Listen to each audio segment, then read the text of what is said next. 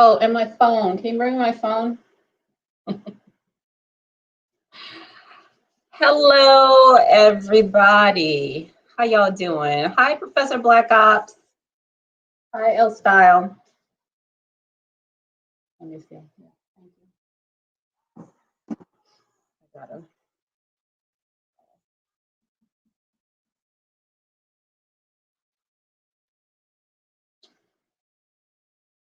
All right. So today I am revisiting a topic that I talked about 2 videos ago, 2 or 3 videos ago, where I had 3 questions for y'all.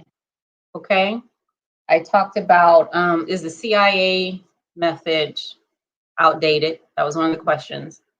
Another question was, and the name of the video was Cyber Professionals, Are We Doing It Wrong? That was that video, okay? Then it was, my other question was, do you have to learn to attack to be a good defender? Okay.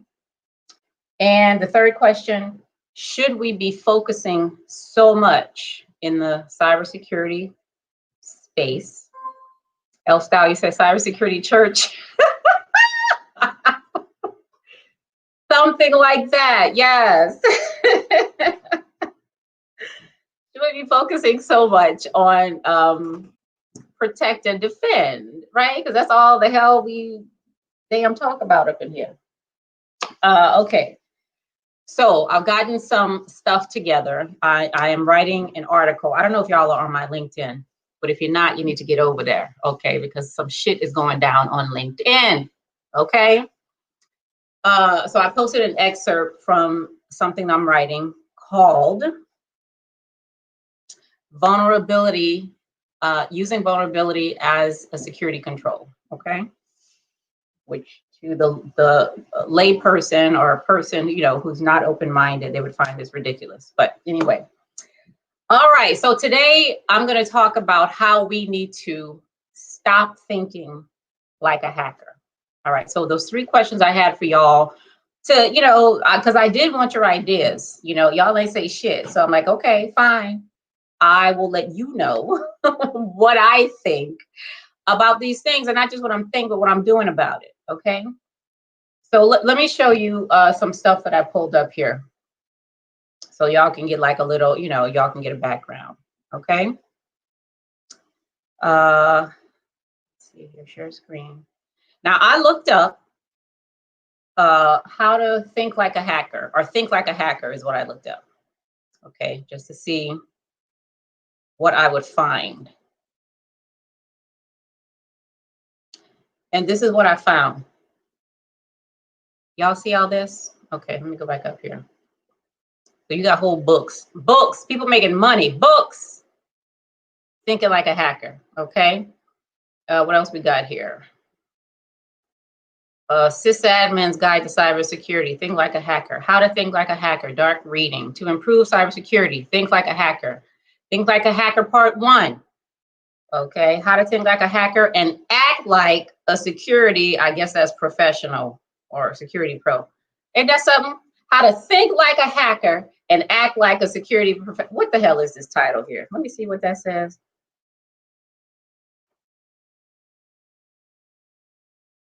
Now, ain't that some shit? How to think like a hacker and act like a security pro. Child, y'all, I cannot. Think like a hacker acclaim, how to beat hackers at their own game. 5 ways to think like, so y'all see what I'm saying? We are inundated.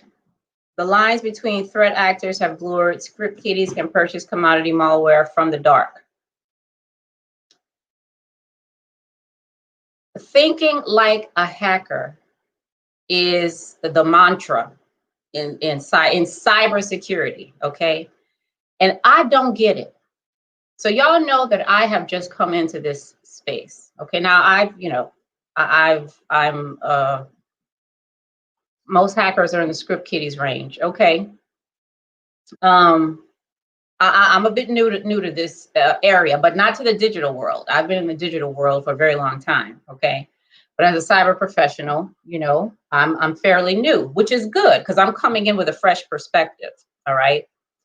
And I did not understand why, in order for me to be a better, or for me, like in the words of this guy right here, why, in order for me to act like a security professional, I have to think like a hacker. That made no sense to me whatsoever.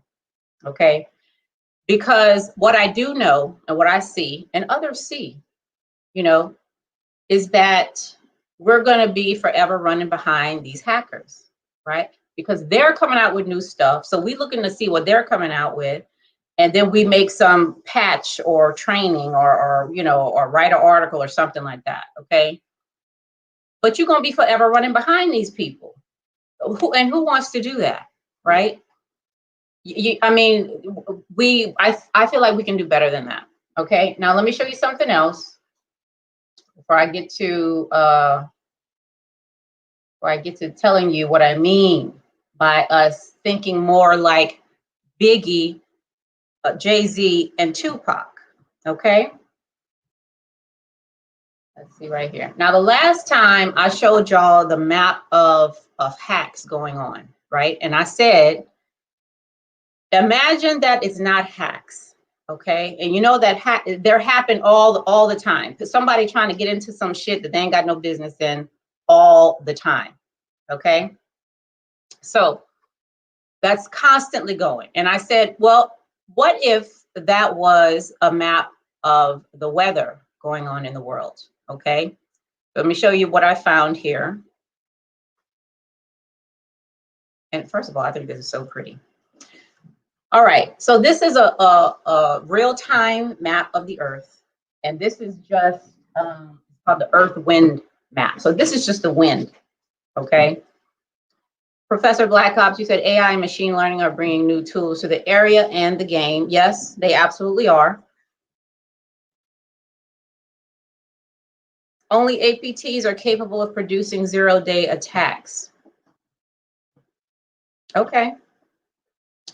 So this is a map of the Earth. Okay. Now you see all that shit happening. You see all that going down here. Now these are probably some storms and stuff down here and up here. That almost looks like a hurricane right there, right? The way that wind is moving like that. So the same way you look at the map of how hackers and crackers and all those folks are attacking things, right? This ain't gonna stop either. Okay, all this stuff that's going on, the weather, the wind, the rain, the storms, all that in Earth, that's not going to stop either. Just like this hacking is not going to stop. And why? Why is that? It's for the same reason. Because the conditions are such that this will never stop. Okay, you have to have the right kind of conditions in order for wind to blow and a storm to be created and tornadoes and all that, right? You have to have the right kind of conditions. We have the right kind of conditions for hackers to be out there, okay? Which means that shit ain't gonna stop, all right? So to think that we're here to stop anybody from doing something is ridiculous, all right? So we need to just get out of that mindset. And like I said in the last video, I didn't say this. All these cyber professionals that have been at it for years have said there's two people in the world, those who've been hacked and those who don't yet know it. Okay, they said it, not me. All right, which to me means it ain't gonna stop. Okay, and you probably got some ninjas in your system right now that you don't even know about. Okay, now starting there, which means we're not starting at the point where we're trying to keep people out. Okay, we're not. So let's look at something else here. Before I get to the thing, I want to show y'all what we mean by hacking. Okay, now y'all know, for those of you who love cyber and you're in all the research and all that, y'all know where it came from. Okay, but we're going to look at it just so we're all on the same page. So this is an article from 2014, not that one, that I want to share with you. Share screen.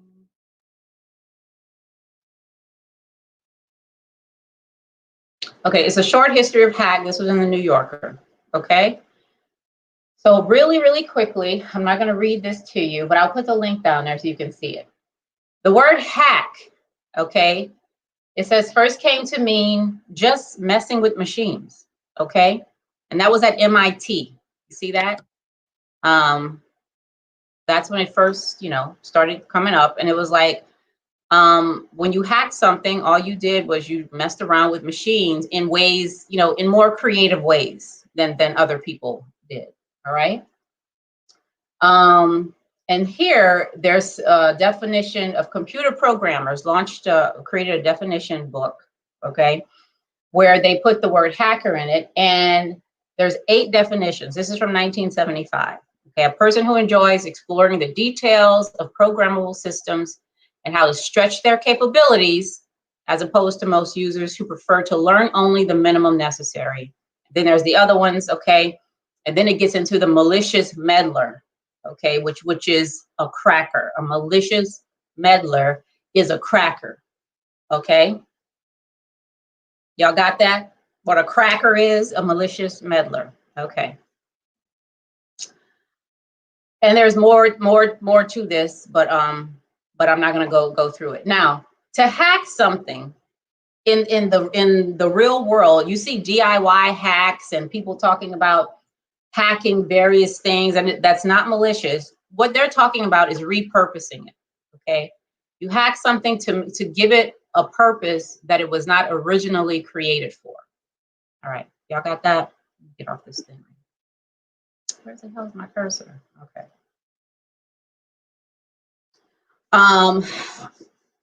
Professor, you said new products don't care about security, they care about features. They do. They do care about features because, so this book that I read called The Phoenix Project, it's so good, y'all. It really is. And it's about this company, they're launching a new product and they're trying to do it quickly. They're trying to stay on task and they're trying to keep security out of it.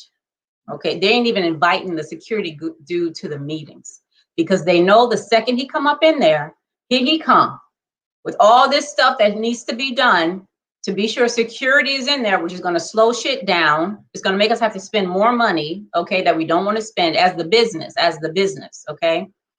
So they don't want to even invite him to the meeting, okay? Now, why is that? Why is security treated like that, okay?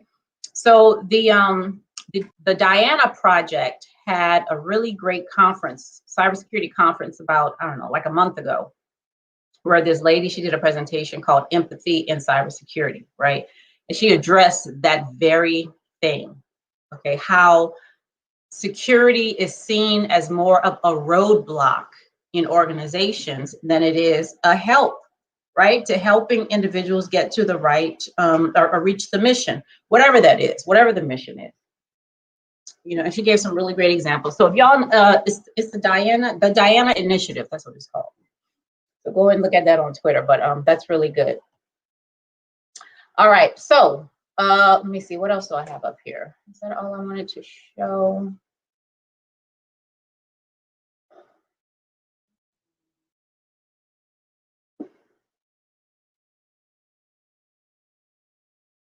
All right, so let me tell you why I say we need to start thinking more like Biggie, Jay-Z, and Tupac. Now, y'all, if y'all don't know who Biggie Smalls, Jay-Z, and Tupac are, just go to YouTube and find some stuff, okay? But I'm assuming you know, because they were huge, very, very, well, 2 of them were, one of them still is, an icon in the music industry. 2 of them are no longer with us. So when you think about really good rappers, right? Rappers that you just admire, the stuff that they rap about and the way that they rap, right? Like, what is it about it that you love, about that thing? Now, when I think about it, I think about, first of all, that they can just do it on the spot, right? You can go up to somebody who is a real hip hop artist, give them a word, like this movie that I just watched. I forget the name, but Jamie Foxx was in it, right? The girl said, just give me a word, okay, and I will rap to it. And that's what he did. She didn't know what he was going to give her. And it was like some crazy stuff, like inner uterine or something like that, you know, something that you would never. But she took that word and created something unique and amazing that had never been created before. Never. Right there on the spot. Right on the spot. Okay. That's, at least for me, that's the kind of thing that I appreciate about really great hip hop artists. I don't have to get a script, a rap that somebody done wrote for me, practice it for a week, 2 weeks, however long, and then get up there and spit like we say, right? You original real hip hop artists don't have to do that. They don't have to do that at all. They don't have to follow anybody. Okay. Why? Because they got it. They got it like that. You say, L-style black hat hackers and cybersecurity professionals are on the same hamster wheel, just trying to run in opposite directions. That's true. That is really true. And I feel like that's exactly what we're doing, right? We're trying to, because we're trying to think like,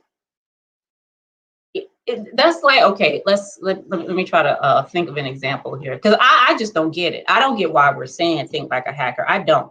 When you're trying to prevent these people from obtaining things that they're not supposed to have, right? Your stuff, the stuff in your organization, the organization you're protecting. So to protect, you're going to think just like they do.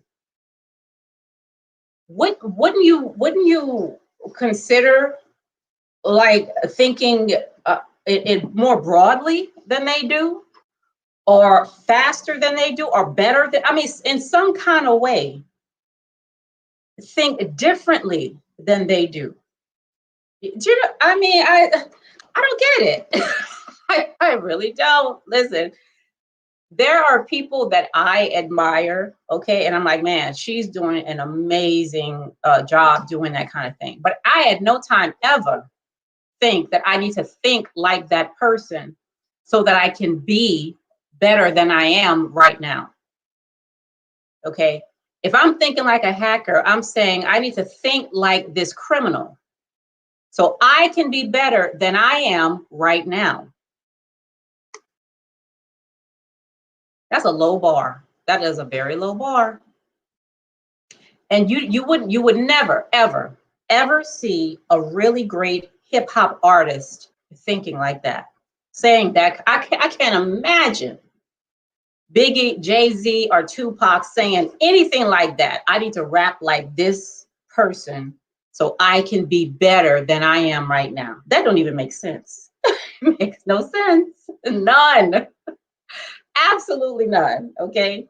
Now, the thing about the way hip hop artists think, okay, let me get to that. Now, there's this guy that I admire. Okay, I'm not trying to be like him, but I love what he does. Okay, his name is Christopher Emdin. Okay, let me pull him up for you right here. Is that how you spell his name? Emdin. He did a TED Talk, y'all. Okay.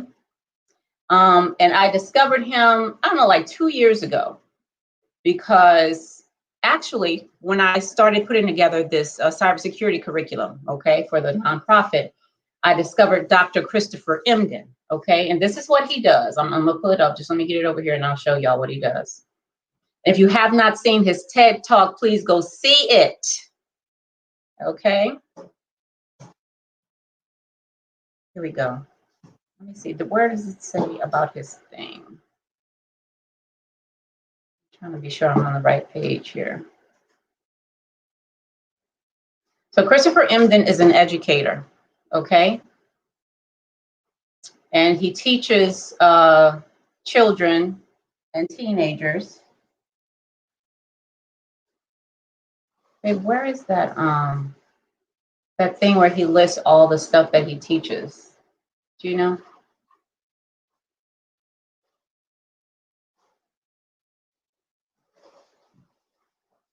All right, I'm gonna show you his website anyway, but I probably have it on my my thing somewhere. Let me share my screen so y'all can see it. And he's on Facebook too, okay? His name is Christopher Emdin, PhD. Education is not memorization. It is the activation of the imagination and a path toward liberation, is what he says. So Christopher uses the tenets of hip hop to teach these children things like science, okay, and other topics, right? And if you look at I think there's like 5 or 6 tenets of hip hop when you look at it. Let me find it. See, this is why I need to prepare before I come on this screen, okay? When I have time, but then I'm cooking, I'm doing laundry, I got kids, a whole bunch of shit going on. So y'all gonna have to just bear with me, okay?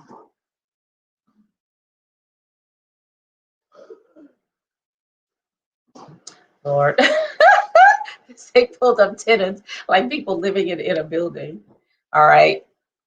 Anyway, like some of them are like creativity, being able to teach others. Okay. So you see how these little boys, they're in there, they're in part of the curriculum for the cybersecurity that we never got to, because I understand that my ideas are radical. I do. And people just want to do the shit they want to do that they've been doing for the last 100 years. All right. But one of the ideas that I had was for the boys to use some terms from what they were learning, from programming, from Linux, from command prompt, networking, and create a rap using those terms. Now that would take a lot, because that means you actually have to know what that stuff is, right? To create a rap about it.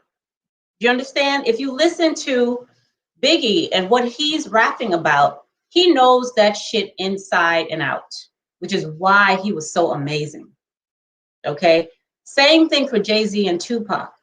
They were able to be so amazing at what they did because they knew the material, they'd experienced it. So to have these kids come up with a rap, about the things that happen in cyber, the things they were learning about, that's a real testament to the fact that, okay, they've been they know exactly what this means, and it's not just making things rhyme, right? Like you really have to know that thing, so with my own stuff, the things that I'm doing on my own, I'm absolutely going to introduce that and make that a part of what has to happen, okay? Because I see the value. I see the absolute value in those things. So let me get off of this right here. Now, the kind of things that rappers have, the kind of thinking that they use, right? So of course it's experience. They've experienced the things that they rap about, okay? But also the skill. If you look at them and you look at entrepreneurial skills, right? You will see a lot of that in these amazing hip hop artists, okay? And the main thing though is that they're not running behind anybody, saying that's what I got to do to be a better me. Do you see what I'm saying? Okay, so let me something else I wanted to show y'all. So there's 2 movies, right? So in the last video, the one that says stop, what was the name of that video? Yeah, cyber professionals, are we doing it wrong? I talked about the movie with Tom Hanks in the shuttle, Apollo 13. Remember when I talked about how the air was running out? They had to make a round filter fit into a square hole, and if they didn't, they were going to die. Point blank. Period. Okay, you just gonna die. Ain't no discussion about it. And they still up in space, right? So they had to hack in order to repurpose all of that stuff in a way that would allow them to get oxygen in that spaceship. And they did.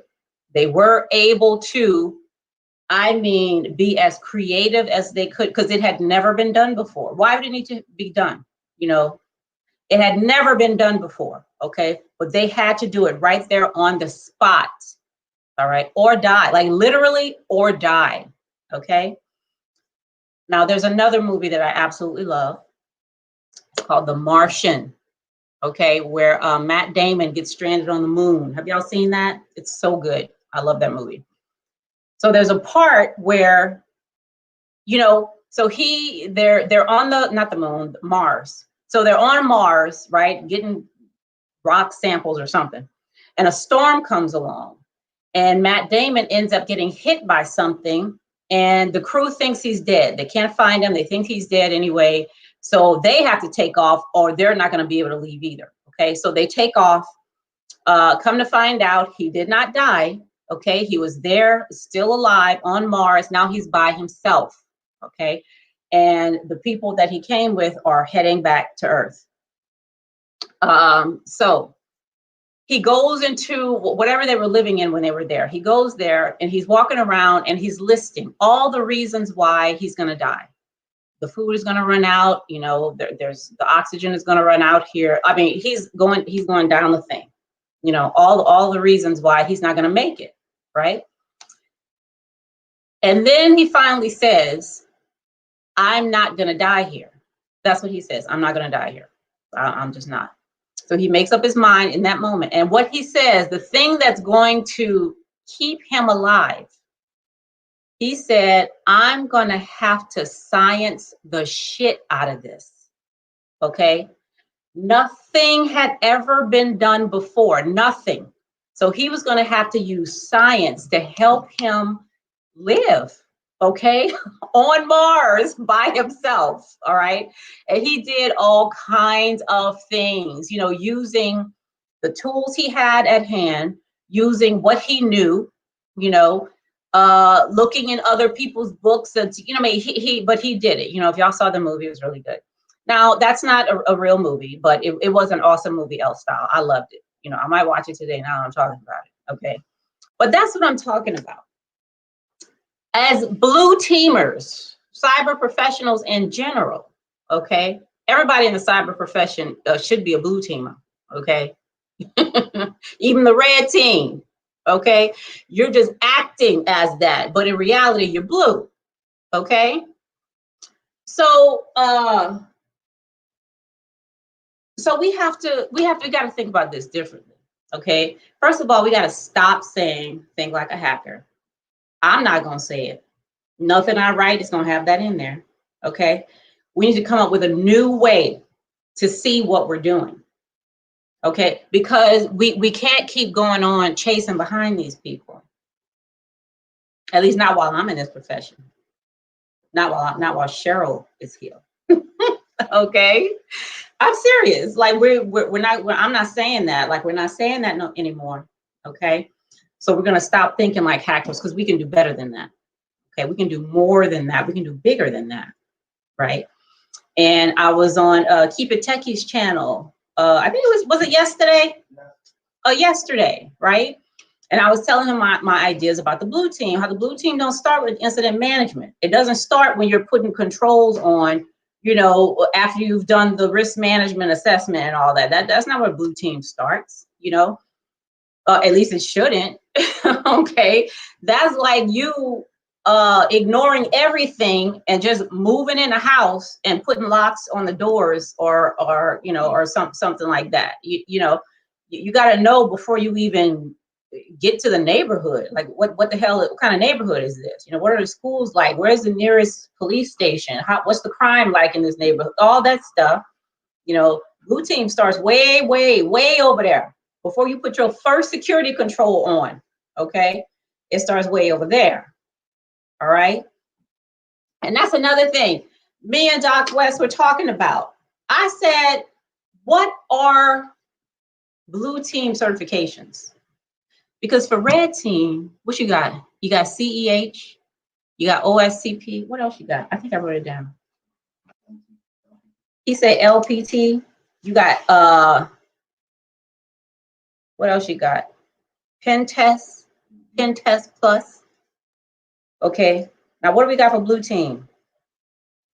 SSCP, CYSA, security plus. You know, I'm like, what? what? So it's like there's such an imbalance, right? And everybody wants to hack some shit, you know, which is fine if you know the bigger picture, okay? If you come in cybersecurity to learn how to hack, then you need to go somewhere else because that's not what this is about, okay? If you're getting into the bank business to learn how to rob banks, does that make sense? If you're getting married to learn how to get a divorce, you know, like what the hell? Like what? Like what are you doing here? Oh my goodness, you know. 10 test plus, yeah, you got that one. So to come into cyber to learn how to hack, you gotta rethink your goals, or somebody needs to give you a reality check because that's not what this is about. It absolutely is not, and it should not be what this is about. You know, and unfortunately, that's what this is about. That's what it's about. You know, and it's very unfortunate. It really is. Okay, and I think that is one of the main reasons why we're gonna keep running behind these people. Because everybody wants to be a hacker, you know? And you're not even a hacker. You're a cracker. You're not a hacker. You want to come in here to be a cracker. That's what you're trying to do, you know? Because a hacker, someone who actually is creative and repurposes things, like very good hip hop artists, right? Those are like what the original hackers were like, right? Who will take something that's there or are not there, you know, and repurpose it or just create something totally new and different, you know? So with that in mind, what I am doing, and if you're on my Patreon, you will be able to see the behind the scenes of the way that I'm creating what I'm calling Entrepreneur Plus, okay? Entrepreneur Plus is going to be for this new generation of cyber professionals, okay, who are not thinking like hackers, but they're thinking more like engineers. They're thinking more like leaders, okay? They're thinking more like people who have the big picture in their minds, okay, about how to help organizations really get to where they want to get to, while being able to not just protect and defend, okay, but primarily being able to accept, okay, when crackers come along and try to get in there, right? They're so agile and they're so elastic and bendable, right? That the structure they've created can first accept it, right? Secondly, they're able to raise the risk. Okay, so if a cracker tries to get in here, they need to know, okay, you could try, but the risk is really high. Okay, so are you sure you want to do that? Are you absolutely sure you want to try that? Okay, because you probably don't. You probably don't. So they have this view in Entrepreneur Plus. Okay, you're not coming in here to learn how to be a cracker. No. If you are, then you're in the wrong class. You're in the wrong place. Okay, you're coming in here to learn how to be a creator, an originator. Okay, somebody who is able to really help organizations protect and defend what is there so that they can get the business going. All right, that's what we're looking for here. Malicious and incompetent are definitely a problem to organizations. Ooh, malicious and incompetent. I like that. Oh my goodness. You said, let me see, I missed some stuff. What are y'all saying? I think it is out there. Those implementations are so hard because most people just don't want to do them. CIS checks are the blue team blueprint. Yes, we like the CIS checks, Professor Black Ops. But you know what I found when I looked at the CIS checks? I said, where are the hardening things for people? I saw stuff in there about the system and the data. Where is it for the people though? Because the people are supposed to be our biggest vulnerability, right? So where's the CIS benchmark for that? Is there one? Insider threats are huge. Yes, they are. And what's amazing is that I did for one of my cyber news segments. There was a magazine that said that had a statistic of how much insider threat has decreased with coronavirus. Okay? Because they wasn't at work. Isn't that something?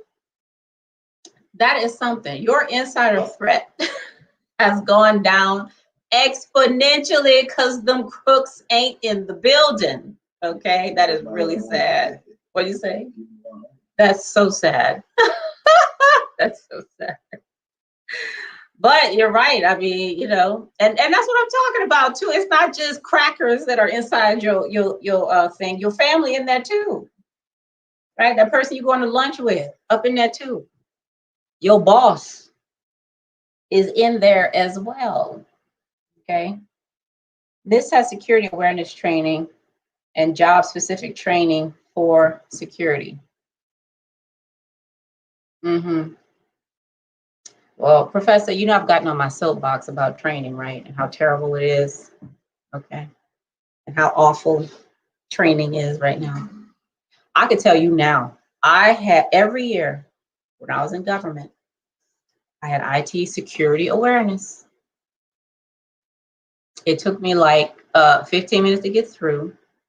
And we had to do it because you know, they would shut our computer off if we didn't do it. Those people were not interested in us learning anything, nothing. They were interested in being compliant is what they were interested in, okay? So guess what, cyber professionals in the organization, if you're not interested in me learning anything of value, okay, guess who else not gonna be interested? Sure. Now I know the value now because of what I'm doing, right? But when at the time when most of us were doing that training, we were just trying to get that shit done so we can get back to our work. Okay, that's it. We weren't trying to learn nothing, trying to do nothing. Okay, none of that. So to have training, and then it was once a year, one time a year. One time a year, you're concentrating for 15 minutes on security awareness. And then October is Cybersecurity Awareness Month. What the hell is that? Like, why? It's like how February is what is February? Black History Month. We got a whole 30 days, a whole 30. No, 28, child. We didn't get the whole 30. We got the shortest month for Black History. Okay. The shortest month. If we're lucky, we get the 29 days. You know, y'all think. I'm telling you. I'm telling you though, I can't take it. Hey, Keep It Techie, how you doing? I would play some Biggie and Jay-Z, but they're gonna flag my video. I can't do that. I can't do that. But y'all, do y'all see what I'm saying though? Like, am I making any sense whatsoever? Whatsoever? Am I making any sense? Because I mean, if you feel like thinking like a hacker is the best way to go, I'm gonna need you to get up here. I'm gonna need you to come on the stream and let me know what's up. Okay. Like if you have a counter argument or you have other ways of seeing it, then please let me know. I'm gonna put the link in here, okay? Because I really want to know. Like I said, I have my I have my thoughts. You know, I've done some research and I can't see it. I can't see it.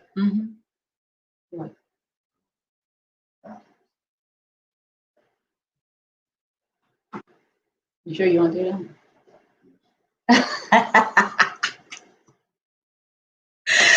All right, I think we need to stop thinking like a hacker now. We pay people shit. Security is a way down on their list.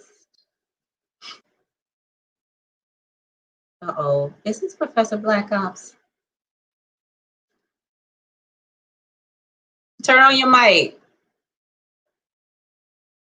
Way down on their list. Yeah. Hey. I agree with you at a high level. This is Professor Black Ops. Yeah. Uh-oh. Turn off your Yeah, I'm cutting it off. Let me find it. Okay. Okay. Way down on their list. Oh, let me find it. I agree with you at a high level. This is Professor Black Ops. Hold on, let me find. Turn off your Okay. Professor got to fix his microphone, but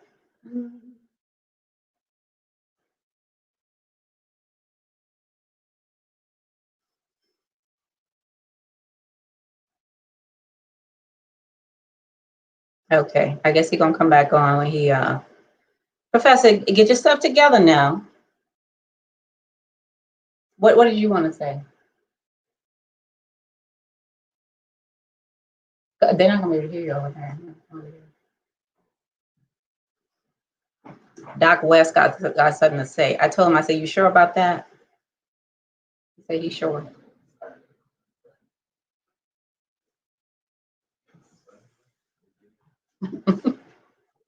Oh, here we go. I got to shut. I had like 40 tabs open. Go ahead and say something. Doc West gonna say something. You go first. All right. Are you familiar with Maslow's pyramid? Oh yeah, the hierarchy of needs. Uh-huh. You way at the top. Security's way at the bottom. You done skip like 8 steps. Because the reason why is, and I put it in there, we pay people shit. They don't give us. They don't care about security. I'm trying to do my job, do my client stuff, and go home. Right? Especially like you just said, is management saying I need to get this feature, get it on the web, and make this money. So unless I'm reporting to HIP or something, you don't really care about the security because you're not making money. You got VC capital. You trying to get your features out. You trying to be the next Snapchat. Then once you get Snapchat out there, you're like, oh, we're making money. So we need some security now because we getting that ad dollar since we sending people ads, but we always do that at the end and bolt it on. Yeah. You know, CIS checks. Ask Techie, those are 300 checks. Your average essay is not going to want to do that unless he has to. The two, like we talked about, money's not infinite. So if I'm asking you to put this level of encryption, and I seen that stuff cost $100,000, so I think you at the tip top of the pyramid, and everybody else down here like slaves. We still digging a trench. We still you're right. Logs on there. I'm over here like, like we're we just moving a brick. Real spirituals down there. We're talking about put that firewall up. Put those CIS checks on. You at the top of the world will be secure. I'm like, what are you talking about? It's America. I'm like, no, ISIS, you got to come down here with us and grab this log. You got to come down. You got to come down and get dirty, ISIS. You can't be on the top. You need to get your friend, man. She at the top like ISIS waving her hand. You got to get in the dirt, man. I'm down here arguing with the DBAs. You got to put this check or the development team. Why do we got to do all this high tire? That's going to push our stuff back. I'm like, dude, we're not trying to be on the news. So I think correct. You just at the very tip top with your hands up. Yeah. Here, I'm like, we got a lot of work.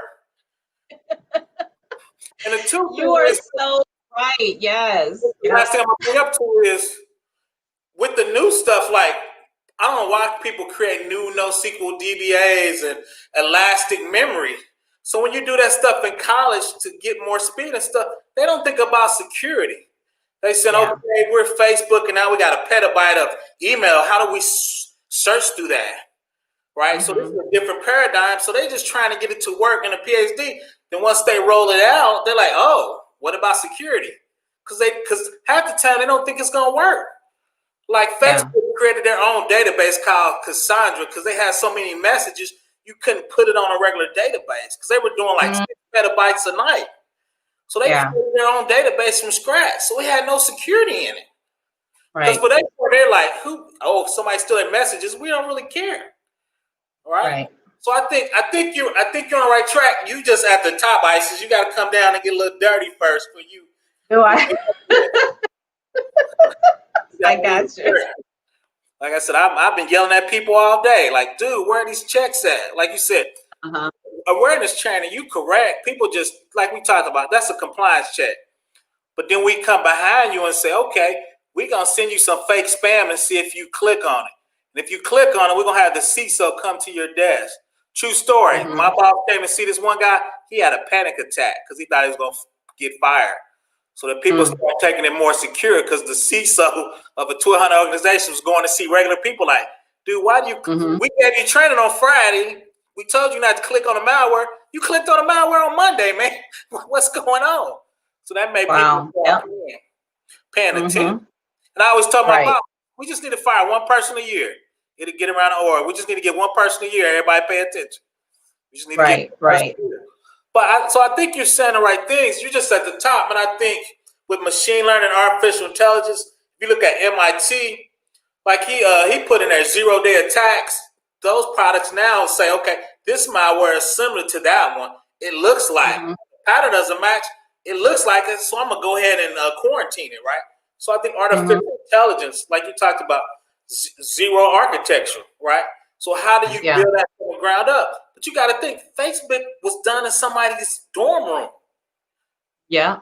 So there was no security. Snapchat, that was done. I think he was in Stanford. That was in his dorm room. Them young dudes don't even know what security is. They said, I got some pictures. These guys want to date these girls. I want to look sexy on this profile. I'm free. Boom, $1 billion. Now you're trying to add security. Facebook has 42,000 databases on 42,000 databases around the world. Look that up. Their architecture is insane.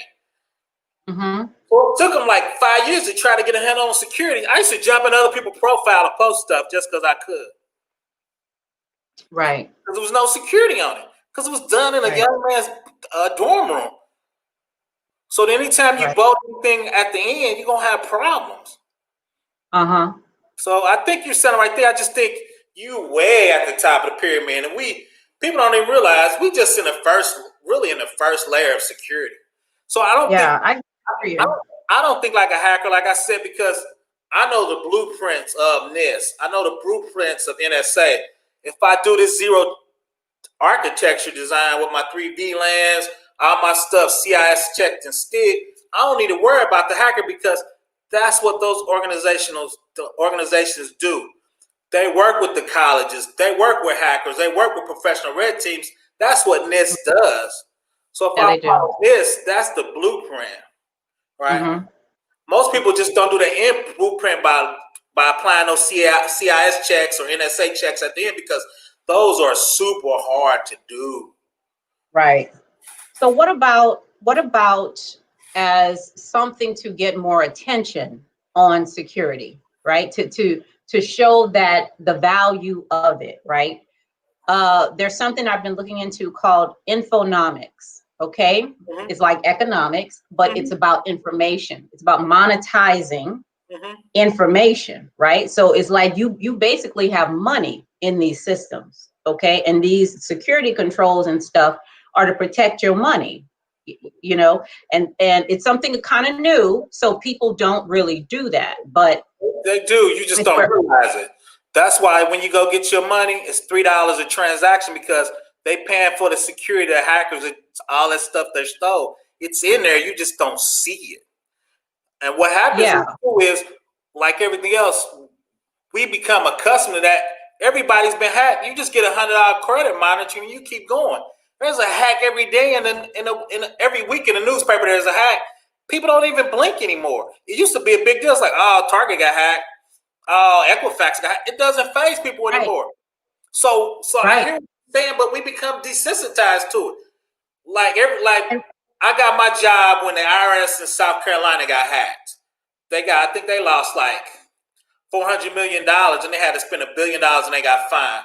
So every IRS around the state they hired security people for like 2 or 3 years. Now 7 years later, we done forgot, so we getting laxed again. So you need something. But now don't know how much bigger you can get than Equifax to make people wake up. I know. Yeah.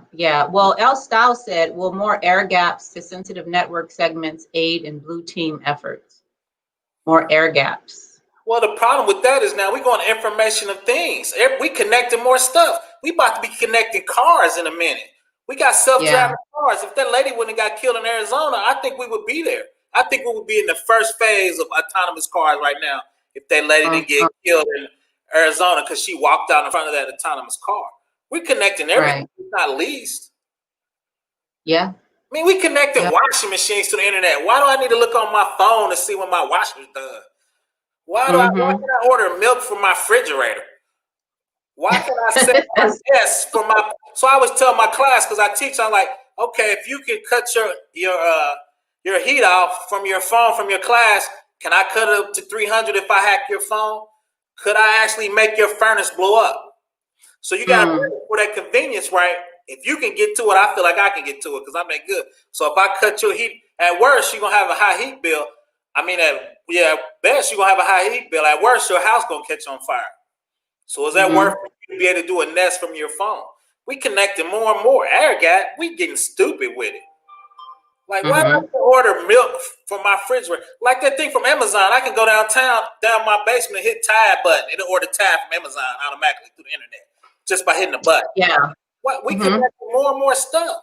So the thing is, like autonomous cars. If I take over that truck, can I just run it through downtown and start running over people?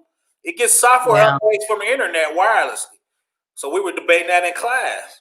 So, so I think you're right. We just on the top of the pyramid. You on the top of the pyramid, and we got way, way too much work at the bottom. Yeah. But I mean, can we afford to stay at the bottom? I mean, just like you said, stuff is, changing so quickly. We gotta some kind of way accelerate, where we are. And I think we are accelerating in a certain part because the acceleration that you're getting, people don't realize is when you spin up on Amazon, you get 1,000 professionals at your fingertips. When you spin up on Amazon, I don't know if you looked at that video, they give you can hit a button, you get a 3-tier network, zero trust by hitting a button. All that stuff spin up. You can spin up a SQL Server database and you can download the STIGs or the CIS checks and pay 2 cents an hour, $300 a month, and it'll automatically lock down your server for you. So I think we're getting a lot of these templates to make it easier for people when you go to the cloud. And I think that's where you're getting a lot of your benefits. Because when I was in Silicon Valley, they're not going to let you do anything new and not put it in the cloud. You can't buy hardware and software for your company. They said you got, because if you fail, they don't want to own that hardware and software. So they make you spin up in the cloud. So I think that's the benefits you're getting. Now, don't let me throw water on you. I'm an old curmudgeon now. I'm always grumpy. I hear you. No. About that life. Don't let me. I hear. No, this is good. Yeah. So I think the benefits you're getting from Amazon, Azure, Rackspace, and Google. I don't like Google. I met those guys. They're a little too cool for their britches. But I think with those templates, you spin it up and you're automatically secure. You spin it up in a zero network. You spin it up, you get all those STIG and CIS checks. You click a button and they automatically on your system. Well, you don't have to do that stuff manually anymore. So I think Keep It Tech, you're going to interview me. He keeps thinking we're going to get more people. I'm like, dude, we about to fire half IT in a minute. I think machine learning, artificial intelligence, and robotics, man, we spinning up VMs now with a button. We used to have to put up hardware servers and racks. Now I can hit a button and be up a VM, hit a button and I'm STIG, hit a button and I got all my security compliance on there.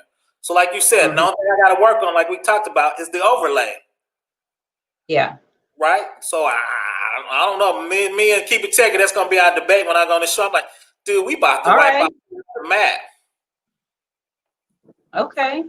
So L. Style said the implementation of IoT devices came too fast. And can nation states use flaws in IoT technology against U.S. corporations? Oh, yeah, they're going to be running. I just said that. They're going to be running semis down the middle of New York. Without a doubt. The cool thing, if you do NIST, NIST, they do have an autonomous page. They're out there working on it. In Las Vegas, they actually hacked an autonomous car with the red team. So they've been working on it, like you said. So the blue team was kind of come up with what's the base setup for autonomous car. But he's correct. They trying to figure that out now. Is that keys? Is that, what was that thing? Quantum computing. So you can spit up a 5,000 length key and it won't slow you down. So, I mean, they're working on different stuff at the college level to try to make all that work. Yeah. Okay. What did you want to say? Yeah, I actually call it the push-pull. And that's probably a more professional phrase for it, but the hackers are always inventing something new based on that new technology. The defenders are creating something new based on what just happened. Yeah. And just a constant push-pull. And we're trying to learn one another's skills and what they're doing after the fact. And of course, we're using machine learning and AI to try to be a little more proactive. Right. And interestingly, is I work for the government too, and I work in the SOC, the GSOC. Yeah. Say again? No, I'm familiar with the SOC. We got a SOC where I work at. Go ahead. Oh yeah. The interesting thing is, some of our developers are like, man, that security stuff slows me down. Although security is everyone's bread and butter. That is our number one priority. No, it's just that. Mistaken, but go ahead. In developing different tools and technologies, security to them is let's isolate our operating systems from everyone else. No, I agree. And that's kind of what I was saying. I'm going to jump in front of it. And that's what I'm saying. A developer gets paid to develop, right? So that's when our team is, we starting to have a new title trying to make up security developers. Because when you're doing agile, they start off with the requirements. So we trying to say security is part of your base requirements. This is what we need you to do from OWASP. These are your basic security checks you need to bake in at the beginning. But like you said, and I get an argument with developers all the time. They're like, dude, I got to be done by next week. I can't do these 50 checks and put them in the base. So now we talking about, okay, can I make those security checks a different compliance for validation? And they can just hook into it so they don't have to do development. We call that a common service function. So can we create a common service function so they can hook into it so they don't have to manually code all of that, right? So how do we hook into it? Because we trying to make those jobs easier. And like you said, most young developers really don't even know what security is because they don't teach that in school. Right. They're big into developing and creating that next best thing that they can put their name on. Right. And as far as that, you probably heard of SOC as a service. Yeah. We actually did. We got CISO as a service, SOC as a service, because we got a central IT location. They trying to charge us back for that. So that's why everybody wants to do it as a service. They want to charge back the agencies for that.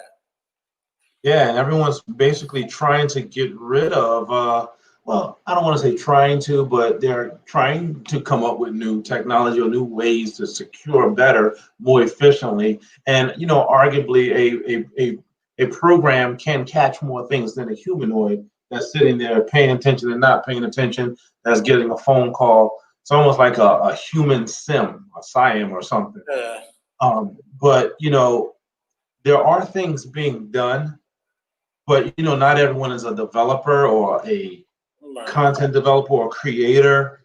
That's why they want us. Okay, so we get our certifications, we get our foot in the door, we start learning basic things, but then the learning doesn't stop. Oh, never. I mean, in fact, that's like the very beginning. Okay, you got in now. What other sets of skills can you learn before you get some time and grade in, and you can start now thinking, how can I develop and become that new pioneer to do this stuff? Not for self, but for the bigger picture, whatever that may be, whatever your mission is where you are. And then we're always still contending with the money makers or the service providers out there. They don't always think how we think when we're actually doing the work. Right. So it's like the other thing you missed, and I'm gonna cut you off, is, and I'm real bad about this because I'm old, is every 5 or 6 years we come up with a whole new development language, and they forgot all security stuff that they built in the Java, that they built in the C#, that you built in a mainframe. So now they want to do R. Now they want to do this new language, and half the time that new language doesn't even have security thought about in it. Because remember, we trying to be better, so they think they want to do these new databases. So every time you come up with this stuff new, now we got to redo security because they worrying about features and speed and the volume, right? So they don't even think about security. So that's what I'm trying to, both of y'all, is when you talk, make sure you throw in, okay, we doing new stuff that's totally different. So people get mad. I'm like, let's do Oracle and SQL Server. The security checks were out there. They've been vetted. They've been hacked. There's CVEs. We know all the security stuff up to a certain level. No, we want to do MySQL. That's cooler and it's cheaper. No, dude, it's a whole bunch of, we want to do this MongoDB. I'm like, dude, it's only been on the market 5 years. You don't even know it, but it's cool. It's cool. It's going to give me a new job because that's what the new people are doing. So that's exactly. And especially when you talking about the money, because I was just, I have to watch what I say because I'm online and I hear stuff in this meeting. Yeah, I can't. But money is a huge factor. The mission of the new boss that just came in, that may be a new factor. What's the latest and greatest programming tool on the block? Yeah, let's try that. Hire that person. Make sure they have 5 years experience though. And they probably don't, but they bring them in anyway, and they're pretty good at what they do. And the end of the day is, what is it that you want? Is a common question that we all ask when we get into the workplace, not knowing their particular mindset or not even having their mission explained to us. You have to Google it and read it yourself. But when you get there, everybody has their own agenda. John wants to get promoted. Such and such wants to get out of here. This person just wants to do that. Whatever it is that you're contending with a lot of different factors. And so now, okay, I got this great idea. How can I present this idea so that we can go forward in a different manner? And in doing so, all I do is get myself shot down. Oh, sit down, you're the new guy, and sit right there. And so Jay Will said, it's all about profit and convenience. Give the people the tech they want. Use marketing to hide flaws in security. So what I do is I try to scare my boss up. Like, this organization got hacked 3 years ago, and they had to come up with $500 million. So unless we got $500 million, we need to start doing security, right? But then, like we said, people getting hacked now, we desensitized to it, right? So we absolutely are, yeah. We can look at murder and death on television. Management, if you don't have management on board to push it down from the top, because I try to push it from the bottom up, it's never gonna happen. Give me somebody knocking on my door. Let me see what's going on. Okay. Well, they don't see no value in it. Like how can we show the value of security? Because ain't nobody gonna invest in it if they don't see no value in it. Like, what am I gonna get out of it? And if it's a matter of me paying whatever the fine is if I get hacked versus spending all this money to be secure, I'll just pay the damn fine, Oh, this is a story. I was with this guy. We was in a security meeting. He's a small company. He was a cool guy. He goes, yeah, I got 2 million transaction. I got a financial act. So we were in this meeting. So it came out, well, if you get hacked, you got to pay $100 per record for credit monitoring. So he said, I got 2 million records. That'd be $200 million. So he said, if I got hacked, and he said in the middle of a room, he goes, I just wouldn't report it. They would have to catch me. I go, why would you say that? He goes, man, my company's worth $10 million. I can't afford $200 million. So they're going to have to catch me. I go, oh my goodness. That's an excellent cost and analysis benefit when he said it like that. I go, oh, I work for big companies. So when he said it, I was like, wow. It just got me thinking in a different program, Yeah. So I try to say, how many ever records in your database? If you get hacked, that's $100. That'd be $200 million. But we haven't fixed anything. We haven't upgraded anything. That's just base level, right? So that'd be $200 million. So I try to tell that to the executives because we're going to at least have to pay credit monitoring. We don't do anything else. Every state's going to make you pay credit monitoring. So your risk is $200 million, whatever how many records. So I times that by 100. So I try to get them pay attention. So we talking to finance. Do we got $200 million? Would that bankrupt us, right? If not, we at least need to start spending some money on security, so we at least won't have to pay that. Mm-hmm. Yep, I hear you. Okay. All right. Is there anything else you need to say? Yeah, it's just because cybersecurity is so broad and it includes physical to digital security, and you have different departments and no one's really working together per se. You know, security in general is protection and investigations, right? Protection is a little more proactive and they're still playing catch up.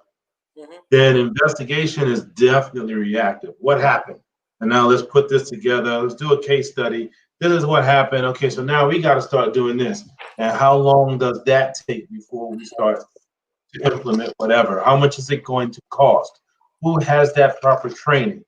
And you know, the training out there is there's some great training out there, and there's some not so great training out there. She said whack. But anyway, there are knowledgeable people out there, but it takes a lot of time even after you're trained. That's just like getting your foot in the door. Okay, I'm trained. Now, welcome to the mat where you got to actually put the work in. Gotta get dirty. Gotta get dirty. Gotta get dirty. And then you're going to learn so much over so much time. It's going to take 5, 10, 15, 20 years, a lifetime, grasshopper, before you can get to the point that you can start actually making some. Well, for me, effect. Well, for me is, and that's why, and I'm keep it taking, beat me up a little bit. I like certs. I like the quickness of certs, but sometimes I'm old school where you used to have to work help desk, become a programmer, become an SA, become a DBA, do web server admin before you got on security. So now you got a breadth of knowledge and all that. But we instant quicking people now. You get a cert, you get a cert. I'm like, dude, man, I've been in this field for 25 years, man. I was a programmer for 20 years. I've been getting dirty a long time. So a lot of times when you tell me you can instant make something, I get a little upset, man. I got time in this thing. I've been getting dirty for a long time. So when people think you can instantly make somebody, like you said, it's to be a good security person, but I'm talking about as a security architect. And that's what we need. We don't have those guys. Their job is to look at the whole holistic thing of it, right? VLAN, programming. So from our things, we try to be proactive because those checks, we give those to the developers, the admin people, right? So this is your blue team blueprint. You need to make sure this is locked down like we talked about. Then we need to talk about the overlay, right? People don't do that at that level, right? Yeah. I work with some top guys, so I've seen people do it in a proactive way. Those are the blueprint checks that they went out and for years and NIST, and they done paid people, right? So that's what I agree. You don't need to think like a hacker. I got the blueprint. Yeah.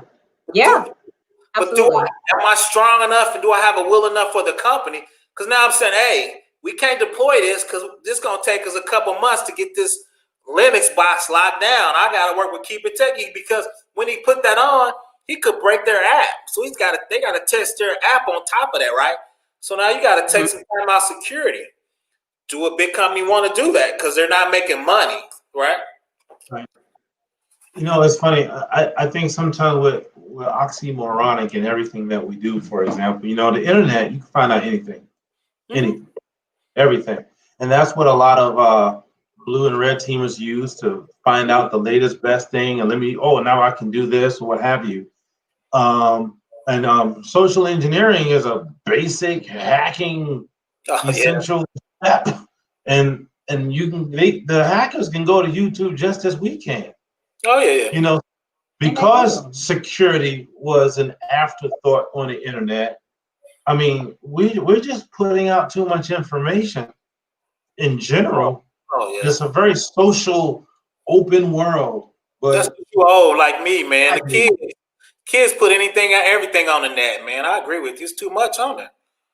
Yeah, and you know, so like Cheryl is saying, we it's gonna be hard to fight that. I mean, I can understand. So I'm also old school too. I worked in law enforcement, so we went through a lot of called bad guy schools, tradecraft schools, and we learn these skills so that we can apply the ethical side of that, you know, so we could actually say, okay, if I was a bad guy, I'd try to attack from here, and this is our countermeasure, you know. So I did a lot of physical security and technical surveillance countermeasures.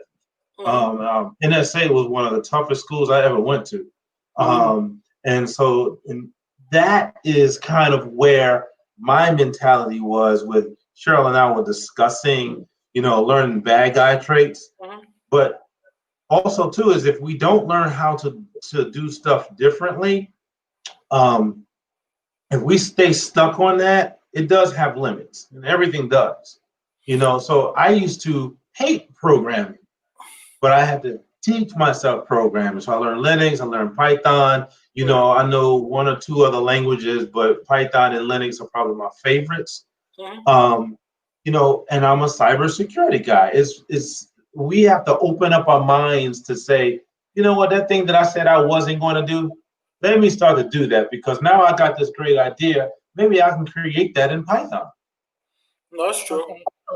So here's something where people, they're actually thinking about resilience and being able for like architects and engineers, you know, how can we make our networks able to withstand all of these attacks, right? So I've been looking up some stuff, and there are several things that they're talking about. This is one of them, a butterfly network. I've never heard of a butterfly network, so I was just gonna, you know, look more into this. But the thinking is out there, right? The people are out there actually thinking about how are we actually going to create this thing, you know, with safety in mind, with security in mind, you know, which is good.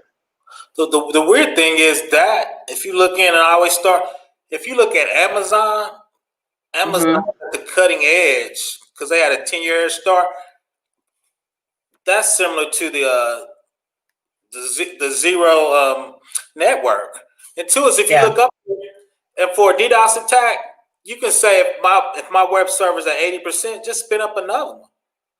So it's almost possible to really take down a server. Now that might cost you $1 million. You might spin up 1,000 servers. And financially, do you want to do that? But from a resilient network, I think Amazon's got 90% of that. Because like L Style said, is 90% of your hackers or 90% of your hackers are copycats. Yes, I said that. Yes. So really, so think about that. Then is so only 10% of those guys are really good. Yes, then the rest is just copying, doing what somebody else did. Probably for a long time too. Yeah. So if you look at the CIS checks and the sticks, those checks are going to handle 90% of those guys. Script kiddies. Yeah, the script that's going to handle 90%. So really, what you're talking about, because you're at the top of the pyramid, is those 10%. Those are the nation states. Those are the Chinas, because they got PhDs that got trained here. They went over there. That's the only way they make money. You got a couple crime families. Everybody else is just downloading what they're done and copying it. Yeah, that's a very good point. We need to bring that out a little bit more. That they're just copying others, and it's that top 10% that we're looking at, really. And the sad part of it was us, because that one hacker group got the NSA files and dumped them on the internet. And so that's why the new tools came out, because they was doing some weird stuff I never even thought about doing with the firmware of a server. They made it just cough up the memory. They did something tricky to the memory of a firmware. The average person is not even thinking about firmware. So you only talking really 10%. And those are nation states and PhD. And half those times, those guys are selling their stuff to the nation states that really is trying to steal our Boeing airplanes. They're trying to steal intellectual property. They're not trying to steal money. So really, you talking about a small section. Right. The research and development is, not something that everyone does. But I had I got lucky one time to work with some research and developers for the government agency I worked for over a decade, and they developed some of the coolest things. But there are like 6 of them. All PhDs, engineers. They tear everything apart and build it back up. I'm not an engineer, but I wish that I would have learned engineering just because of some of the things we're talking about today, because I like the concept of tearing something down and breaking it apart and then building it back up again and making it be better. And Cheryl is right. I can be an engineer right now, but I'm kind of schooled out. Oh, I'm tired, man. I got about another 5 years in me, and I'm about done, man. I'm trying to shut it on down. Yeah, I feel. I'm trying to shut it on down. I'm trying to keep it techie, man. I'm trying to pass the baton and keep it techie, man. I'm trying to pass the baton. Yeah, I'm trying to get YouTube dollars and sit on down, man. That's what I'm trying to do, man. Give me a couple YouTube dollars and sit on down. Like, that time to run, man. I'm old, man. Right. So L. Style said lack of employee training on security policies is like boxing without a mouth guard. Get hit in the mouth. It is. Like I said, we try to send our CISO out there to get people to take it seriously, but it's. I mean, when you pay people $8, $9 an hour, $11 an hour, they're not thinking about security. They're trying to get their client stuff in, and there are a couple of things they need to get in and go home and take care of their kids and their family. They're not thinking about, oh, this might be hacked. Yeah. You know, one of my Splunk developers, phenomenal. You know, he's not even the highest paid Splunk developer there. So he makes like $180 an hour, right? He's like, whatever you want, whatever you need, I got you. Yep, you want that? I love Splunk, man. It's just too expensive. Yes, it is. But he has some great security ideas, but they won't listen. But when I think of Splunk, though, I always think that as after I get hacked, right? Because all that stuff flows down to the logs, right? They can look into it. They can see a malware, but by the time it gets to the Splunk logs, it's already happened. Right? Because Splunk's the SIM, right? Splunk's downstream. Yeah. Remember, reactive. After the stuff has happened, let's look at it. Oh, this is what they're doing. This is what we think they're doing. This is APT. What are they doing? I don't know. Write it down in logs and let's talk about it in a meeting later. And let's figure out how much money we can get, and what kind of tools out there. Let's buy this new tool I heard about yesterday. I Google searched it. Right. And you don't even know, but I love Splunk though, because you can set up alerts for data. There's some stuff you can get while it's happening, but if it got to Splunk, it doesn't happen. That's past tense, right? Yeah. And that's what she's talking about. So like you were talking about that 10%. Yeah. That, you know, everybody wants that 10%. That individual, that group, that team that's going to say, this is what we're going to do, and we're going to stop everything that didn't happen yet. Right.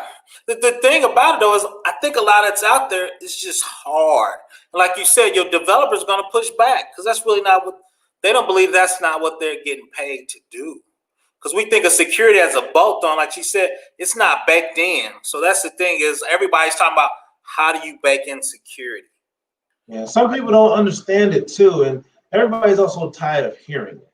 You know, it's just like you said something earlier. I mean, like we have these pre-9/11 moments, right? But it's happening so much. Yeah, you're like, I don't want to hear it. If 9/11 happens, let it happen, and then we'll adjust from there.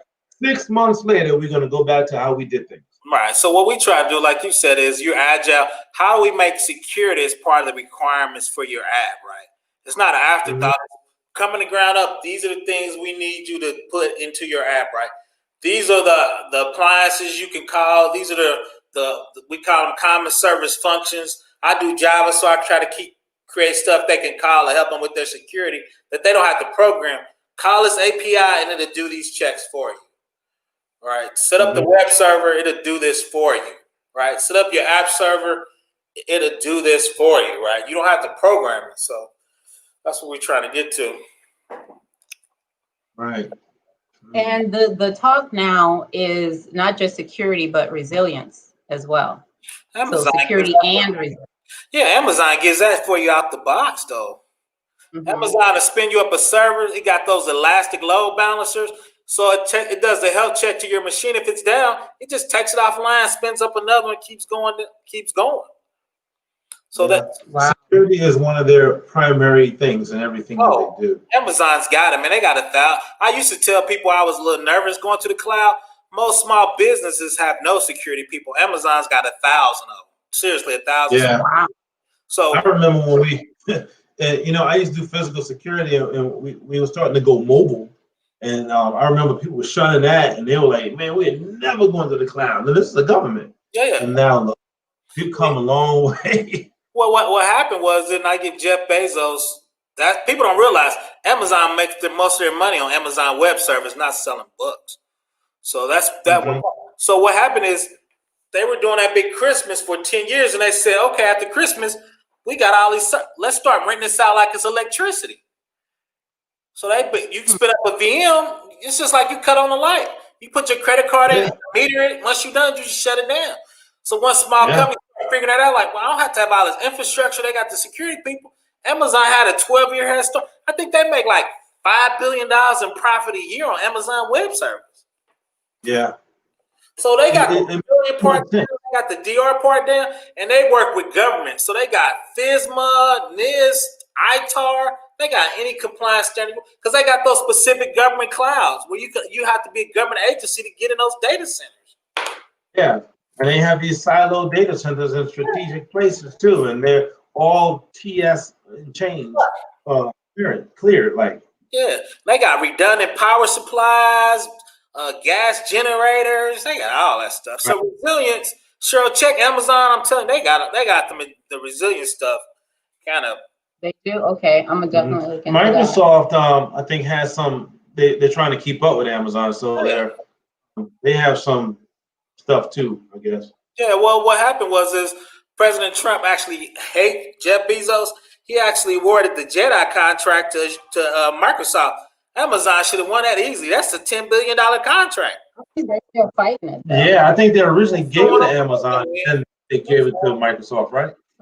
$650 million or something. It was a lot. Yeah, so they got 10 billion coming. So they're gonna be all right. So it's gonna be them and Google gonna be the big three. Then if you need something smaller, you go to Rackspace, something like that, one of those other ones. But those are gonna be big three that's won all the government contracts. Really, it's only really Amazon and Azure. I don't think Google's won much from the government. Yeah, I don't know. Not sure. Yes, Amazon and Microsoft. Yep. So, and that's just because. Sure, I think you got it. You just got to come down with us and get dirty with the little people. That's all. A little dirty. I don't mind getting a little dirty. You up there at the top with the tiara on, talking about, "Whoa, we secure." Now we got dirty. You got to come down with us. It's in the dirt. I need to bring y'all up to me. Is what I need to do. He just told you. We got to get down there with the developers and put them in a hell. Y'all up. We got to get down. We got to get them right, man. We got to get down there, man. Yeah. We go get y'all right. We go do it. All right. Thank you so much, Professor Black Ops. You're always very fun. A lot of fun to have on here. Hey, Professor Black Ops. Yeah. I gotta ask you. Yeah. Where did you get that name from, man? That's a cool name. It's weird. I was, because I'm the only black person. Me and one of my he's my best friend. He's a white guy. For some reason, I kept saying I was calling myself Black Ops because I'll be the only black person there. And this old white dude, I would say that, and he would come by and say, "Well, I'm White Ops." We like us weird odd couple. So that people start laughing when we would say that. Then we got called in the HR. I guess we made somebody uncomfortable one time. So since I teach, I just put the professor in front of. I just call myself Black Ops because I do these presentations in security around the Midwest, and I be on a black person, so that kind of gets everybody relaxed when I jump up there and just like, "Hey, I'm Black Ops." Everybody kind of giggle a little bit, and I can kind of go on my spiel, like she said, making a little Jay-Z hip hop. Everybody want to be cool, Yeah. So that's kind of where I got that from, so that everybody laugh. Because I'm the only black person in the room. Okay. Well, thanks for sharing. No problem. So that's how I came up with that. I thought maybe you did that for real. But this is funny though. I'm in this big meeting. And I'm gonna say this: the second level guy in front of the IRS, old white guy, was in there, and we were going back and forth. And people was calling me that we're in a meeting. Our president's there, vice president, CFO. We're going through our audit, and he stand up in front of everybody. Goes, "Yeah, man, Black Ops had a good time." And my boss looked at him. He turned red. I gave him the thumbs up. I pointed at him like, "Yeah, we done had a good review, sir. We done had an excellent review." Everybody just looked. Because he threw me off. I wasn't expecting to say that. He said, "Man, Black, we had a great audit." And I was like, "Okay, we had a great audit." I looked at my boss. I was like, "We need some more money." Right. So yeah, so then once he said, I expected to say that. So yeah, it just kind of sticks just to be a little different. So Nice. That's nice.